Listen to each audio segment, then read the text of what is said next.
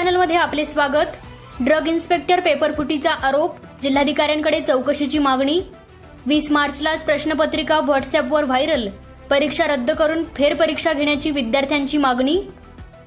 महाराष्ट्र लोकसेवा आयोगामार्फत दिनांक 22 मार्च रोजी घेण्यात आलेल्या औषध निरीक्षक पदाच्या परीक्षेत पेपरफुटी झाल्याचा आरोप करीत समस्त फार्मसी विद्यार्थ्यांनी जिल्हाधिकारी यांच्याकडे निवेदन सादर केले आहे।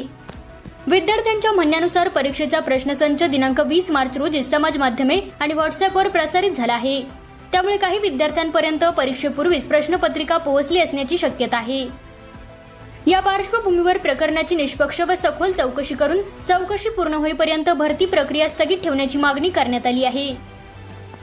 यामध्ये विद्यार्थ्यांच्या प्रमुख मागण्या पुढीलप्रमाणे: स्वतंत्र उच्चस्तरीय चौकशी सक्षम तपास यंत्रणेमार्फत करावी, 20 मार्च रोजी व्हायरल झालेले व्हॉट्सअॅप टेलिग्राम चॅट्स स्क्रीनशॉट यांची सायबर फॉरेन्सिक तपासणी करावी, दोषी आढळल्यास विद्यार्थी मध्यस्थ अधिकारी यांच्यावर कडक कारवाई करावी, चौकशी पूर्ण होईपर्यंत निकाल व पुढील प्रक्रिया थांबवावी, तसेच पेपर लीक सिद्ध झाल्यास 22 मार्चची परीक्षा रद्द करून पारदर्शक पद्धतीने फेर परीक्षा घ्यावी।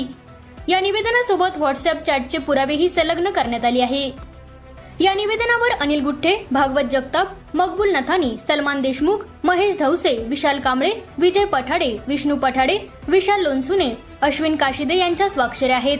या प्रकरणी प्रशासन काय निर्णय घेते याकडे सर्वांचे लक्ष लागले आहे। A7 न्यूज चॅनलसाठी अनिस अहमद, हिंगोली।